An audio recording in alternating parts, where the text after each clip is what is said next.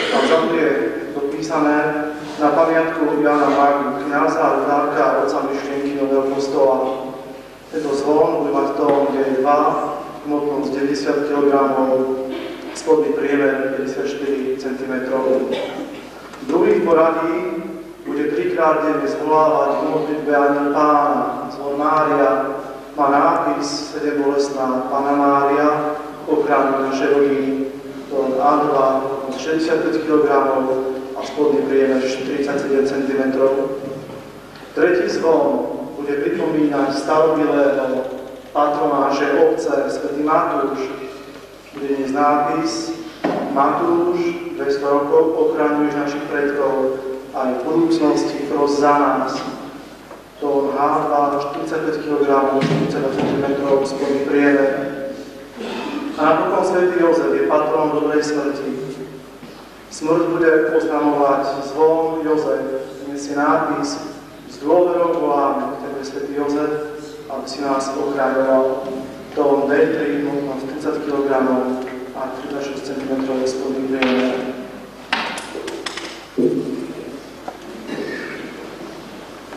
Ďakujem za privítanie, za predstavenie.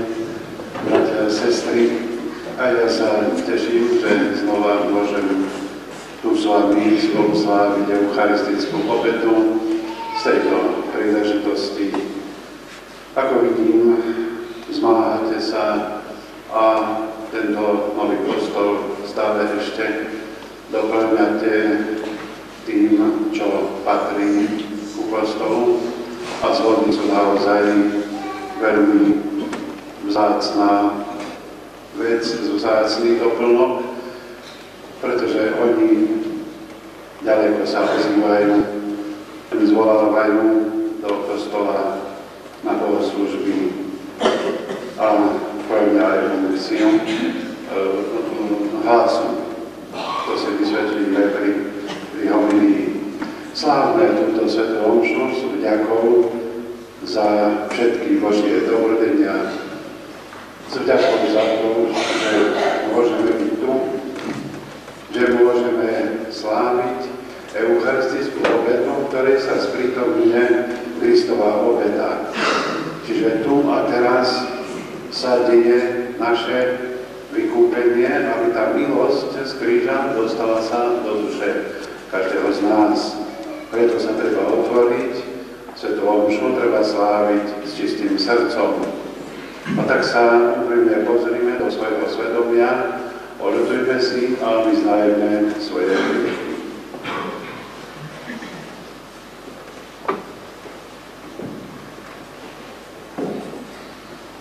Vyznávam všetko. Moja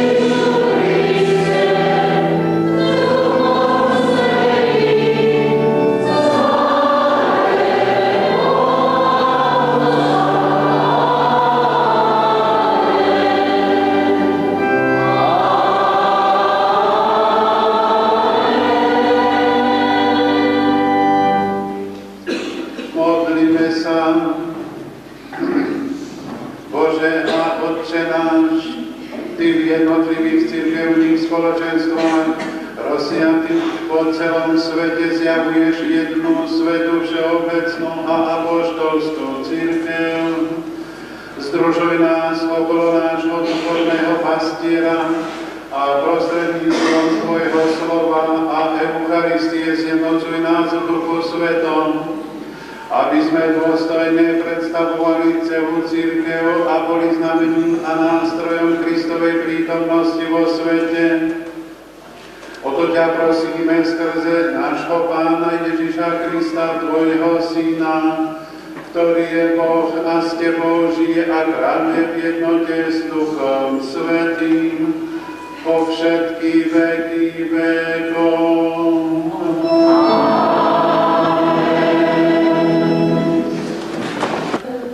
Zrazu ho zalialo svetlo z neba. Padol na zem a počul hlas, ktorý mu hovoril: Šavol, Šavol, prečo ma prenasleduješ? On povedal: Kto si, Pane? A ten: Ja som Ježiš, ktorého ty prenasleduješ. Ale vstaň, choď do mesta a povedia ti, čo máš robiť. Muži, čo ho sprevádzali, stáli ako ohromení, lebo hlas počuli, ale nikoho nevideli. Šavol vstal zo zeme, otvoril oči, ale nič nevidel. Vzali ho teda za ruku a zaviedli do Damasku. 3 dní nevidel a nejedol ani nepil. V Damasku bol istý učeník menom Ananiáš a Pán ho vo videní oslovil: Ananiáš. On povedal: Tu som, Pane. A Pán jemu. A vidí muža menom Ananiáš, ako vchádza a vkladá naň ruky, aby sa mu vrátil zrak. No Ananiáš odpovedal: Pane, od mnohých som počul o tomto mužovi, koľko zla narobil Tvojim svätým v Jeruzaleme. Aj tu má moc od veľkňazov poviadať všetkých, čo vzývajú Tvoje meno.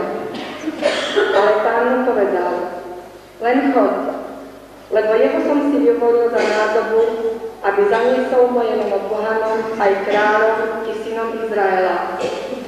A ja mu ukážem, koľko musí trpieť pre moje meno. Damasku a hneď v synagógach ohlasoval Ježiša, že je Božím synom. Počuli sme Božie slovo.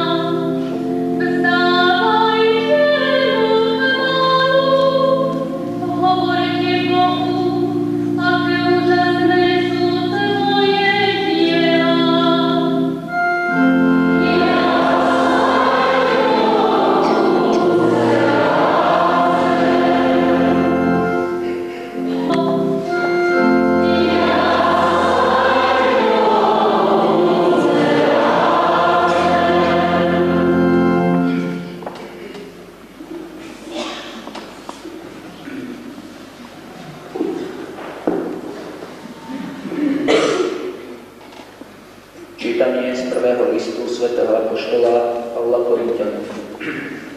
Bratia, vy ste Božia stavba.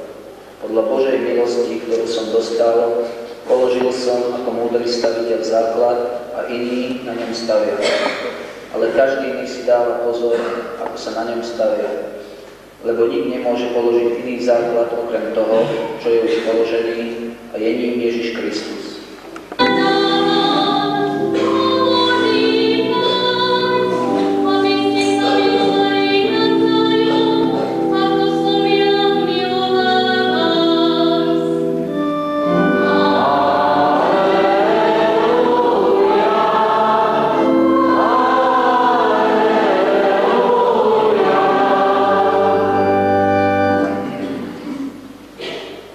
Pán s vami.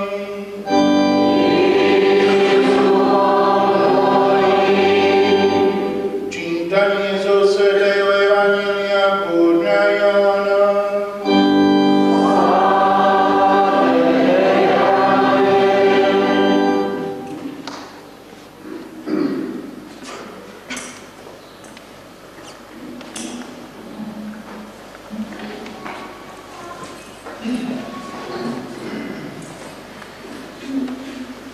Židia sa hádali medzi sebou a hovorili: ako nám tento môže dať jesť svoje telo? Ježiš im povedal: veru, veru, hovorím vám, ak nebudete jesť telo Syna človeka a piť jeho krv, nebudete mať v sebe život. Kto je moje telo a pije moju krv, má večný život a ja ho vzkriesím v posledný deň. Lebo moje telo je pravý pokrm a moja krv je pravý nápoj. Kto je moje telo a pije moju krv, ostáva po mne a ja v ňom. Ako mňa poslal živý Otec a ja žijem z Otca, aj ten, čo mňa je, bude žiť zo mňa. Toto je ten chlieb, ktorý zostúpil z neba, a nie aký jedli otcovia a pomreli. To je tento chlieb, bude žiť na veky. Toto povedal v synagóge, keď učil v Kafarnaume. Počuli sme slovo Pánovo.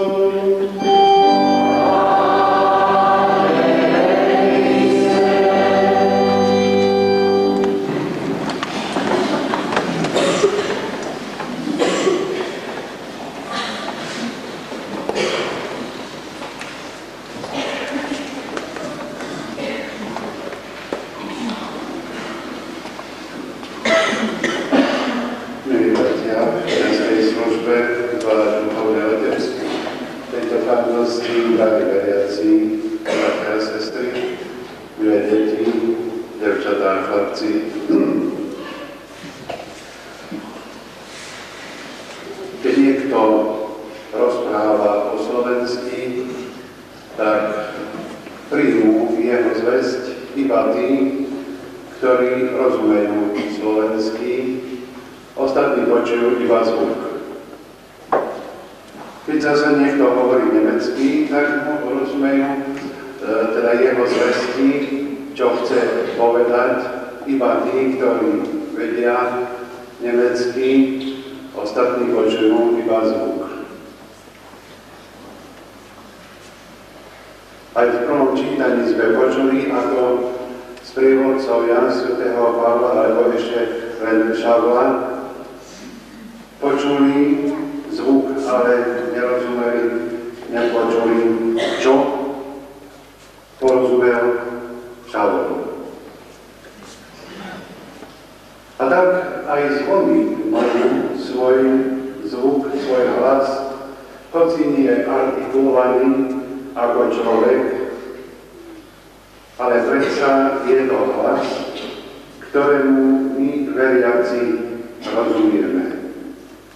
Iní mu nerozumejú, dokonca sú aj také hlasy, najmä keď je kostol na sídlisku, kde sa nasťahovali rôzne ľudia, že podávajú protesty, že ráno zvoní zvon a že ich budí, vyrušuje. Aj takéto veci sa nám stávajú. Ako my chápeme, alebo ako my rozumieme zvonom? Je to veľmi starodávny nástroj, už v staroveku, v začiatkoch kresťanstva, keď cirkev dostala slobodu od roku 313, keď si mohla ustavať verejne kostoly a konať bohoslužby, tak udelili nám nejaký kovový predmet, sa veriaci zvolávali na bohoslužbu, na lámanie chleba, ako sa vtedy hovorilo eucharistickej obeti. Takže tam už má počiatok, táto myšlienka zhodní, tam vlastne majú svoj začiatok. Jedno latinské príslovie hovorí, aká funkcia je s vodou, že oni svojím zvukom vývoz v oko, čiže živých, zvolávam na bohoslužbu, alebo vyzývam k modlitbe na Anjel Pána napríklad. Ale najviac však zvonia vtedy, keď je čas nechať všetko svoje starosti a práce a zhromaždiť sa do kostola na bohoslužbu, lebo vtedy znieje ten hlas, ktorý Kristus povedal: ja, keď budem vyzdvihnutý na kríž, všetkých priťahnem k sebe. Aj sveta omša, ako som povedal, je sprítomnením Kristovej obety a Kristus nás na ňu zvoláva, priťahuje nás k sebe, aby tu na oltári sprítomnil svoju vykupiteľskú obetu a spolu s nami sa obetoval nebeskému Otcovi.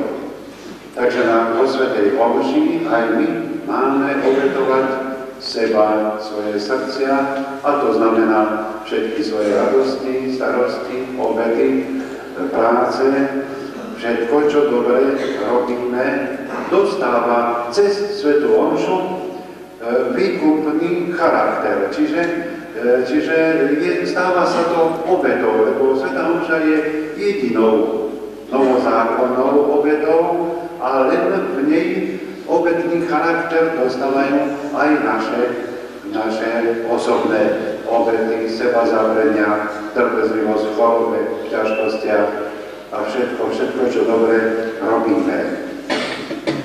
Tak na toto všetko myslíme, keď počujeme zvony.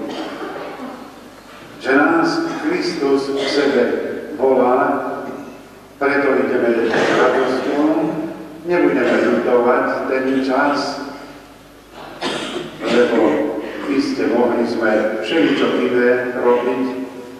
Ráno sme si mohli troške pospať, večer sme mohli nejaký program v televízii pozerať, alebo ísť do krčmy, alebo iné veci robiť. A my toto všetko necháme, zriekame sa toho a ideme na svätú omšu. Tak aj je to aj naša obeta. Takže zvon, ako hovoríme, vývoz okolo, volám živých na bohoslužbu.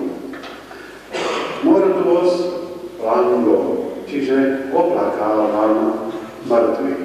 Vieme dobre, aj tu váš duchovný otec predstavil, ktorý bude tzv. Umieračík, ktorý prvý oznámi, že kto si spomedzi nás z nášho spoločenstva bol povolaný do večnosti. Nie je to plač, ako plačú tí, ktorí nemajú nejakú nádej.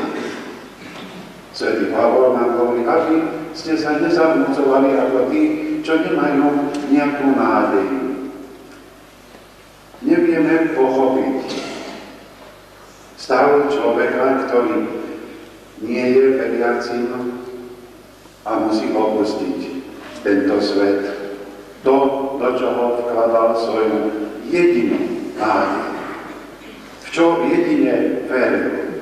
Čo jedine naplňalo jeho žitie, jeho existenciu. A teraz toto musí beznádejne opustiť.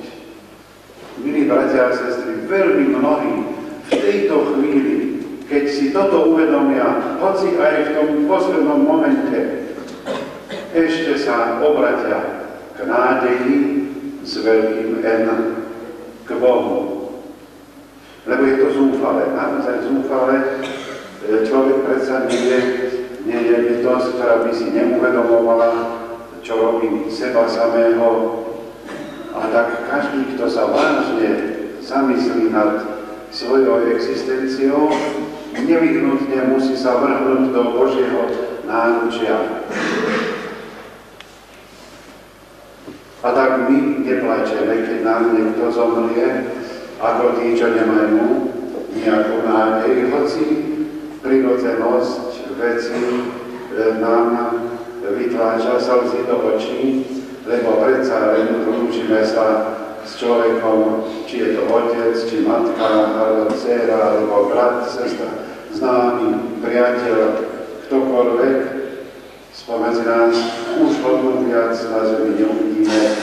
Je to prirodzené, že človek zaplače. Aj Pán Ježiš zaplatal, keď zomrel jeho priateľ Lazár. Ale náš zármutok je preniknutý nádejou. Preto nie je to plač bez nádeje. No a tak počúvame zvony, keď nám niekto zomrel, ale nikto nám tieto zvony neplačú natoľko, ako skôr nás vyzývajú k modlitbe, aby sme na toho svojho zosnulého brata či sestru nezabudali, aby sme sa modlili za nich čím skôr po očistci mohli uzrieť nebeskú slávu. Tretiu úlohu vyjadruje latinské porekladlo fulgura frangov, čiže lámem blesky, hromy, búrky.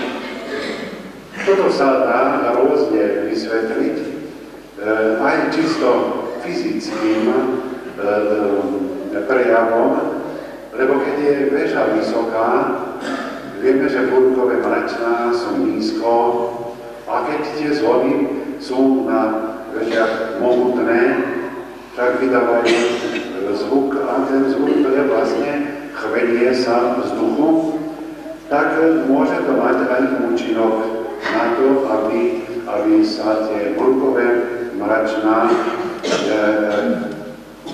oslabili a aby sa blesky k nám nepriblížili. Ale viac dávame tomu duchovný zmysel, že keď je búrka a zvony sa ozvú, zasa nás vyzývajú k modlitbe, aby sme sa modlili a dôverovali, že aj keď je búrka alebo iné nebezpečenstvo, ani vtedy neprestáva Božia prozreteľnosť a Pán Boh má nás na očiach aj vtedy. A vtedy sa treba modliť, dôverovať Bohu, že nás ochraňuje a že pod jeho ochranou sme vždy bezpeční. Len nech táto naša dôvera bude veľká, pevná.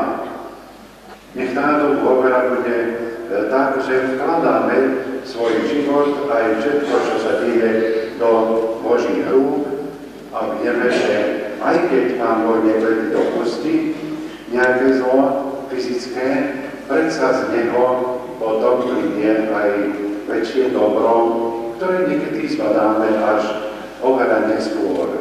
Ale až vtedy vidíme, predsa len bolo dobre, že takto sa toto stalo.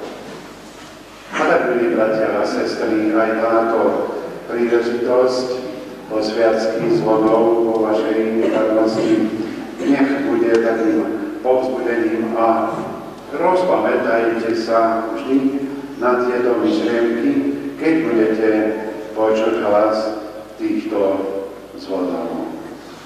Aby ste mali srdce otvorené, aby ste rozumeli tejto reči. Kresťan rozumie reči zvonov a potom sa podľa toho aj zachová.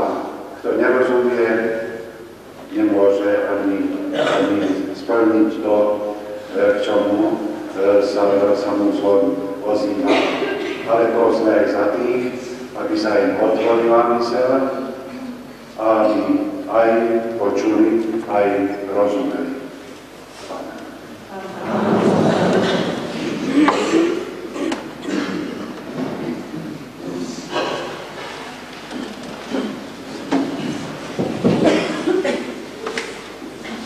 Tam budete?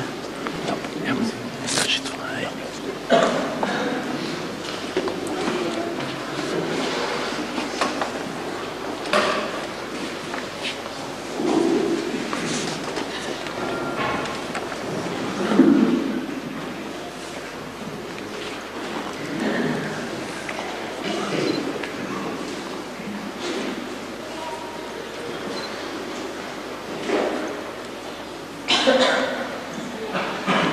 Modlíme sa, Bože, Tvoj hlas sa už od počiatku ozýval vo vnútri človeka a volal ho k životu do spoločenstva s Tebou, hovoril mu veci nevysloviteľné a povzbudzoval ho k úsiliu o vlastnú spásu. Ty si prikázal svojmu služobníkovi Mojžišovi, aby zvolával zhromaždenie ľudu trúbením na strieborné trúbky a v tejto cirkvi zvoláva k bohoslužbe hlas zvona Tvoj ľud nového zákona.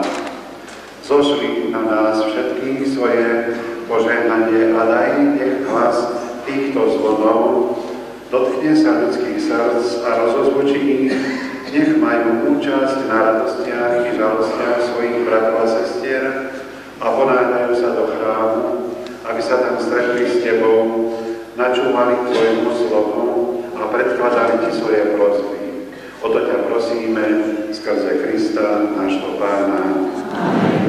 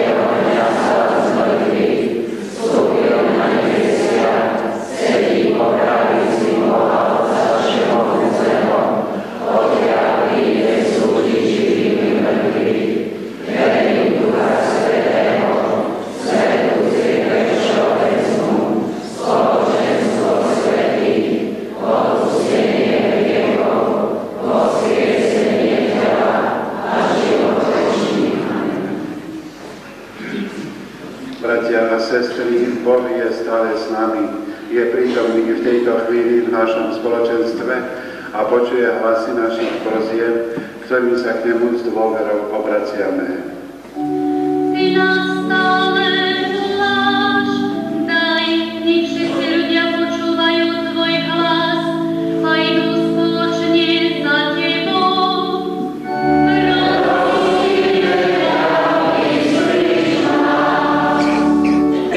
Daj, nech naša živá viera príklad nášho života pomôžu neveriacim nájsť cestu k tebe.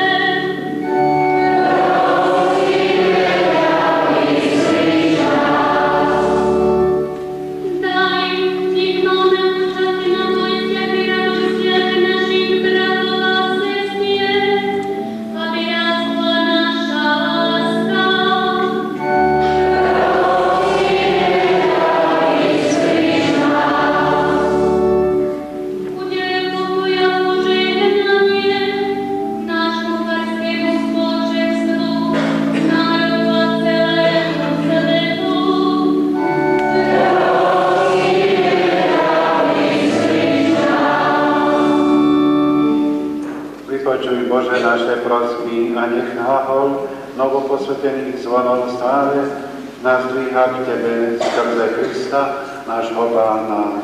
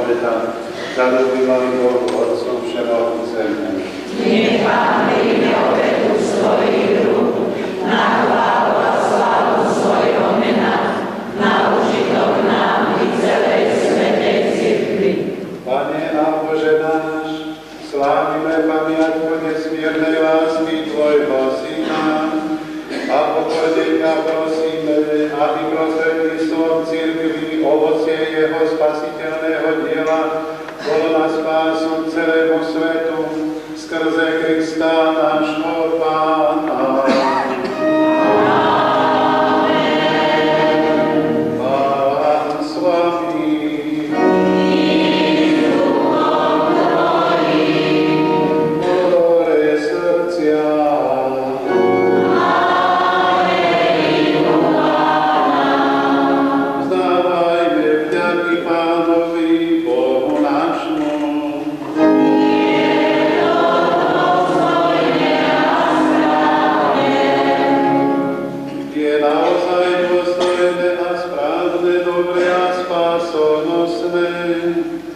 Vzdávať vďaky vždy a všade Tebe, Pane, Svätý Otče, všemohúci a večný Bože, lebo krvou svojho Syna a mocou Ducha Svätého znovu si zjednotil okolo seba svoje deti, ktoré hriech od Teba odlúčil. A tak Tvoj ľud zjednotený podľa vzoru Najsvätejšej Trojnice, tvorí církev Kristovo tajomné telo a je chrámom Ducha Svätého na slávu Tvojej múdrosti a lásky. Preto ťa spolu s anjelmi chválime a radostne vyznávame.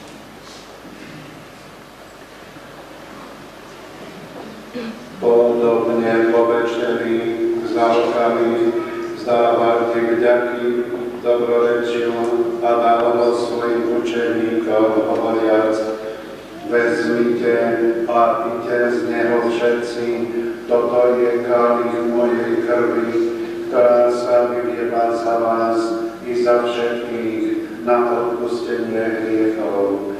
Je to krv novej a večnej zmluvy. Toto robte na moju pamäť.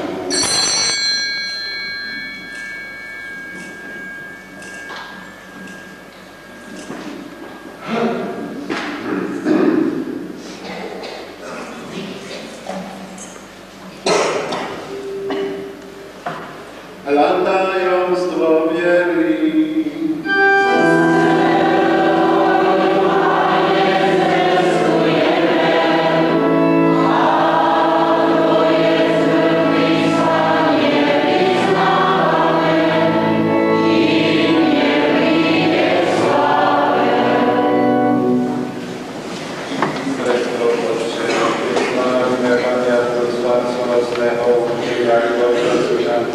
Jeho slávneho zmrtvých stania a nebo vzkriesenia, aký očakávame jeho druhý príchod, prinášame ti so vzdávaním vďaky túto jednu a svätú obetu.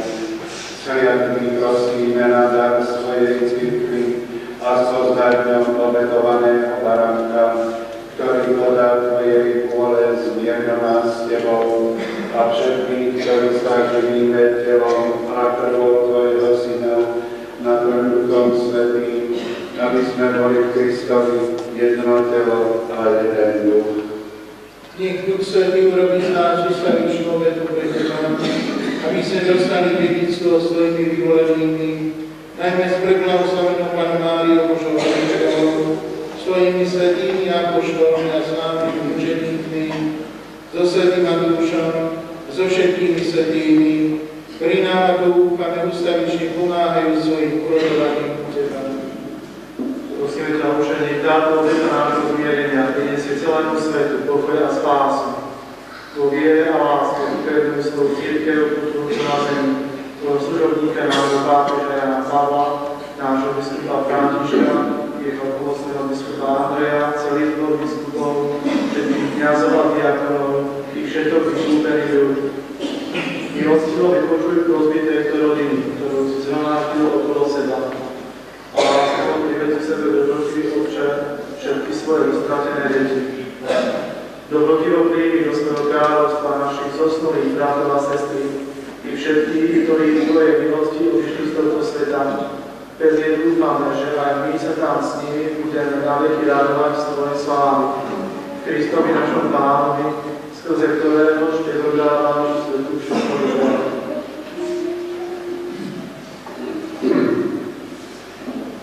Skrze Krista s Kristom a Kristovi, máš Ty, Bože Otče všemohúci, v jednote s Duchom Svätým, všetku úctu a slávu po všetky veky vekov.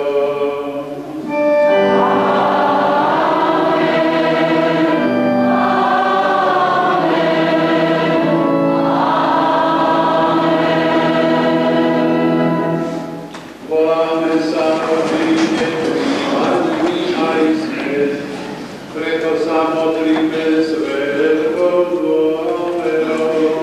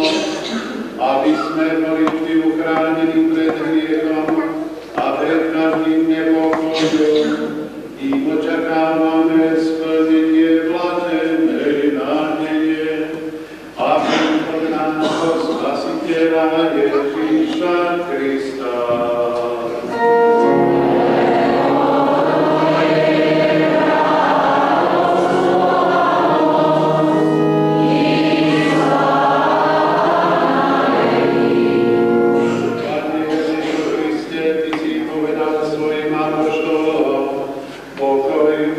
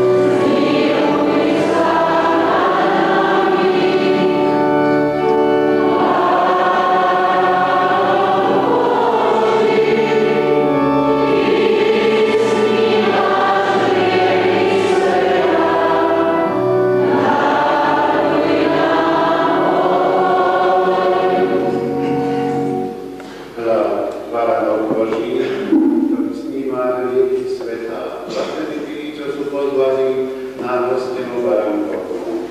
Thank you.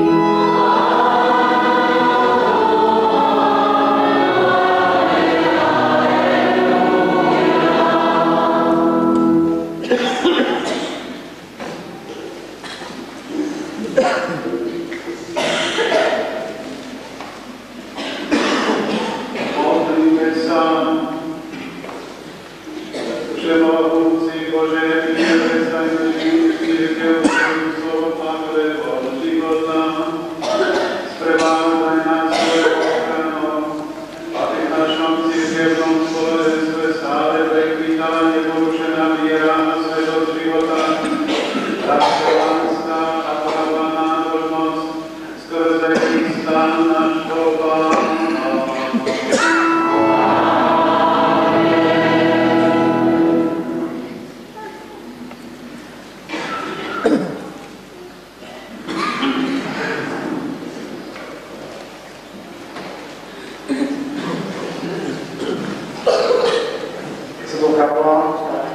Môj farár hovoril, že všetky veľké veci v cirkvi robia iba drobní aj ľudia.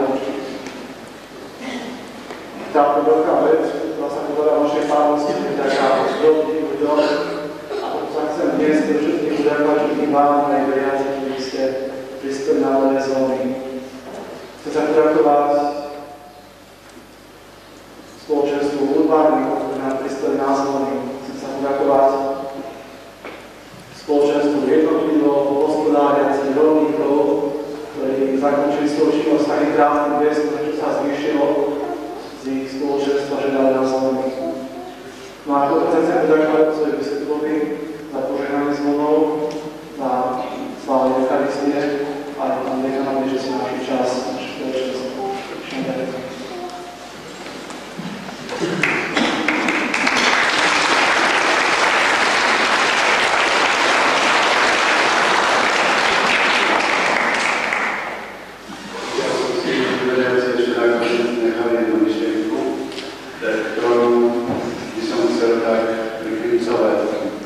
Tie zvony, ktoré vidíte pred sebou, majstri zvonami neurobili len tak od oka, ale bolo presne určené, aký tón majú mať a podľa toho aj veľkosť, aj výška šírka toho zvona, aby tieto zvony hrali v nejakom akorde, aby to nebol taký neharmonický zvuk, ale aby bola harmónia, aby sa to príjemne počúvalo.